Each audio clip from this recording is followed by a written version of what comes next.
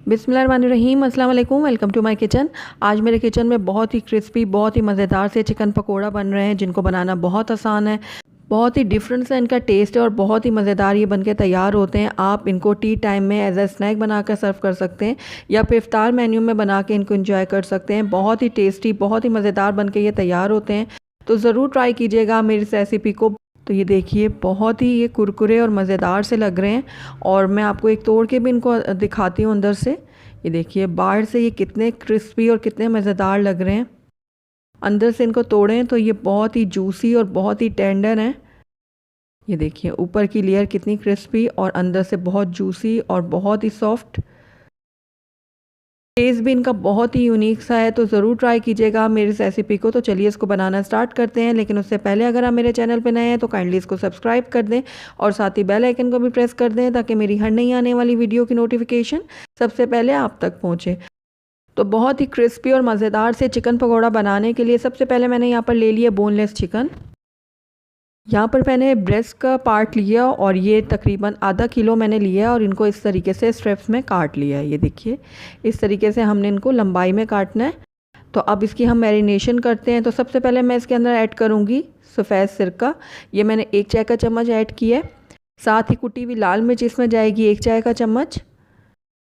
ज़ीरा पाउडर जाएगा इसमें 1 चाय का चम्मच। नमक आप अपने टेस्ट के अकॉर्डिंग डालिएगा। चाट मसाला डाला इसमें मैंने 1 चाय का चम्मच। लाल मिर्चों का पाउडर इसमें मैं ऐड कर रही हूँ 1 चाय का चम्मच। बहुत ही चटपटे और मज़ेदार से ये पकोड़े बनेंगे। और साथ ही गरम मसाला इसमें जाएगा 1/4 टीस्पून। तो दही इसमें जाएगा 1 से 1.5 खाने का चम्मच। मैं यहाँ पर गाढ़ा वाला दही इस्तेमाल कर रही हूँ। तो बस सारी चीज़ों को अब मैं कर लूँगी अच्छे से मिक्स। बहुत अच्छे से हमने मिक्स करना है ताकि तमाम मसाले चिकन के साथ अच्छे से कोट हो जाएं। तो यहाँ पर मैंने ½ टीस्पून भुना हुआ कुटा हुआ धनिया डाला है और ये मैं डालना भूल गई थी, तो ये मैंने अब ऐड कर दिया इसमें। अब इसको भी मैं अच्छे से कर लूँगी मिक्स करने के बाद इसको मैं कवर करूँगी और कवर करके इसको मैं आधे घंटे के लिए रेस्ट के लिए छोड़ दूँगी। आधा घंटा हो गया चिकन को मैरिनेट किए हुए। तो ये देखिए, चिकन बहुत अच्छे से मैरिनेट हो चुकी है। सारे मसाले जो हैं वो चिकन के अंदर अच्छे से रच बस गए हैं। तो बस इस टाइम पे आकर इसके अंदर मैं 1/3 कप चावल का आटा ऐड कर रही हूँ। अगर आपके पास चावल का आटा नहीं है तो आप कॉर्नफ्लोर भी ऐड कर सकते हैं। उसके बाद इसके अंदर मैं हरा धनिया ऐड करूँगी, थोड़ा सा कटा हुआ। बहुत ही अच्छी सी खुशबू आएगी हरा धनिया डालने से। और साथ ही हरी मिर्चें मैंने बारीक काट के डाल दी हैं, वो आप अपने टेस्ट के अकॉर्डिंग डालिएगा। अब यहाँ पर मैंने 1 कप बेसन लिया, उसमें से आधा मैंने अभी ऐड किया है और इसको मैं अच्छे से मिक्स कर लूँगी। तो जैसे जैसे मुझे ज़रूरत पड़ेगी तो मैं इसमें बेसन और ऐड कर लूँगी। अभी मैंने इसमें ½ कप ऐड किया है बेसन और 1/3 कप ऐड किया है चावल का आटा।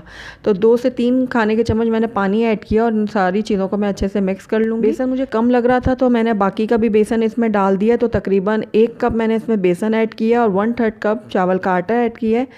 तो बस अब सारी चीज़ों को मैं अच्छे से मिक्स कर लूँगी। और ये देखिए, बहुत ज़बरदस्त सा हमारा चिकन के पकौड़ों का बैटर जो है बिल्कुल रेडी है। तो आइए अब इनको हम फ्राई कर लेते हैं। तो ऑयल को मैंने कढ़ाई में गरम करने के लिए रख दिया था। अब इसमें एक एक करके मैं चिकन का पकौड़ा डालूंगी और इनको मैं फ्राई कर लूँगी। जब हम कढ़ाई में पकोड़े डालेंगे तो हमने फ़ौरन से चम्मच नहीं चलाना। जब ये थोड़े से सेट हो जाएंगे उसके बाद हम इनको पलट लेंगे। तो ये देखिए थोड़े से सेट हो गए पकोड़े। तो अब इनको मैं पलट रही हूँ। बहुत ही मज़ेदार और बहुत ही क्रिस्पी से ये चिकन के पकोड़े बन के तैयार होते हैं और बहुत ही चटपटे बनते हैं। तो ये देखिए, अच्छे से मैं उलटते पलटते इनको गोल्डन और क्रिस्पी होने तक फ्राई कर लूँगी। तो ये देखिए, हमारे पकोड़े बहुत अच्छे से क्रिस्पी भी हो गए हैं और इनमें बहुत अच्छा सा कलर भी आ गया है। तो मैं निकाल लेती हूँ इनको एक छन्नी में, ताकि इनका एक्सेस जो ऑयल है वो निकल जाए। ये देखिए, तो इसी तरीके से मैं बाकी के भी पकोड़ों को फ्राई कर लूँगी।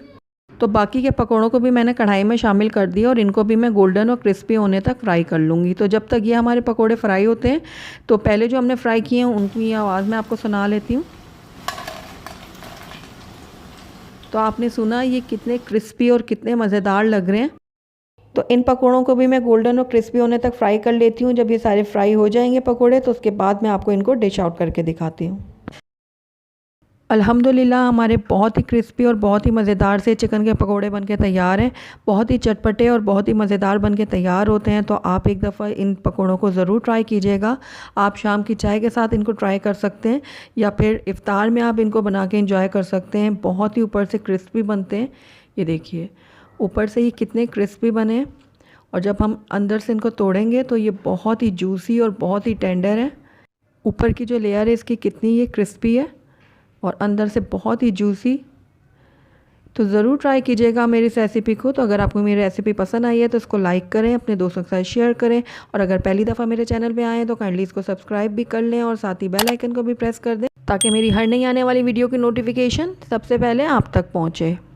और कमेंट करके मुझे ज़रूर बताइएगा कि आपको मेरी रेसिपी कैसी लगी। साथ ही मेरे फेसबुक और इंस्टाग्राम के पेज को लाइक करना मत भूलिएगा। Thank you for watching. अल्लाह हाफिज़।